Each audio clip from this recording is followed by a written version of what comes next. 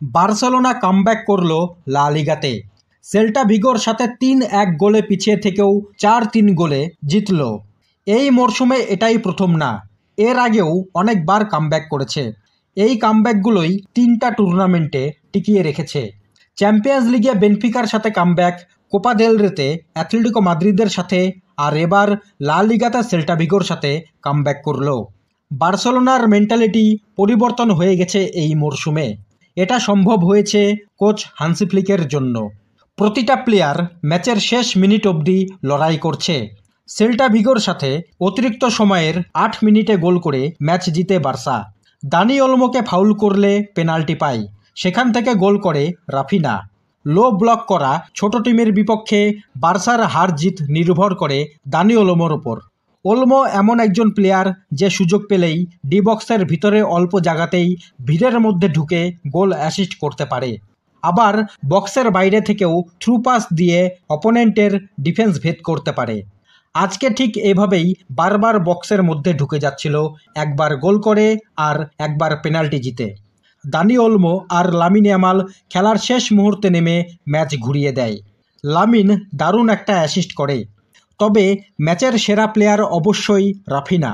2টা গোল, 1টা assist, 7টা shot, 6বার dribble, 5টা কি পাস আর 9বার ডুয়েলস জিতে 10-এর মধ্যে 10 রেটিং নিয়ে অসাধারণ পারফরমেন্স দিয়েছে রাফিনা। এই ধরনের ম্যাচগুলোর জন্য টিমের মধ্যে উইনিং মেন্টালিটি বেড়ে যায়। ম্যাচ জিতলেও বার্সেলোনার জন্য খারাপ খবর, লেভানডস্কি মাসেল ইনজুরি নিয়ে মাঠ ছেড়েছে। এদিকে আলেহান্দ্রো বালদের ইনজুরিটা বার্সেলোনাকে ভালোই ভোগাচ্ছে। তার বদলে খেলা জেরার্ড মার্টিনের বল লুজ, বাজে পাস ও ব্যাক পাসের জন্য লেফট সাইড থেকে অ্যাটাক টোটালি অফ। এই ম্যাচে বার্সেলোনার জার্সিতে ফ্র্যাঙ্কি ডিজং ২৫০টি ম্যাচ খেলে ফেলল। এই মরশুমে দারুণ ফর্মে আছে এই ডাচ মিডফিল্ডার।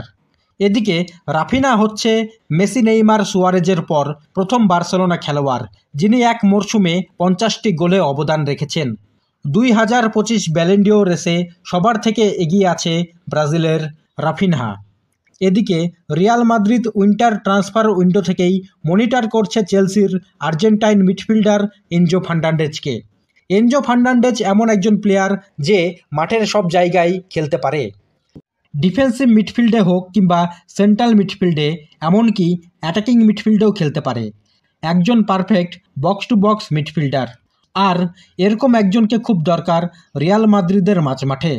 এনজো যেমন ডিফেন্সকেও সাপোর্ট করে, তেমনি অ্যাটাকে গিয়েও গোল করতে পারে। এই মরশুমে প্রিমিয়ার লিগে 30টা ম্যাচে 5টা গোল আর 5টা অ্যাসিস্ট করেছে এই আর্জেন্টাইন। এনজো ফার্নান্ডেজের মতো প্লেয়ারকে যে কোনো কোচ দলে চাইবে। আর্জেন্টিনার হয়ে বিশ্বকাপ, কোপা আমেরিকা সব কিছুই জিতেছে 24 বছর বয়সের এনজো। রিয়াল মাদ্রিদ তাকে অনেক দিন ধরে ফলো করলেও অফিসিয়াল কোনো অফার দেয়নি। এখন দেখার সামনের ট্রান্সফার উইন্ডোতে এনজো ফার্নান্ডেজকে সাইন করে কিনা রিয়াল মাদ্রিদ।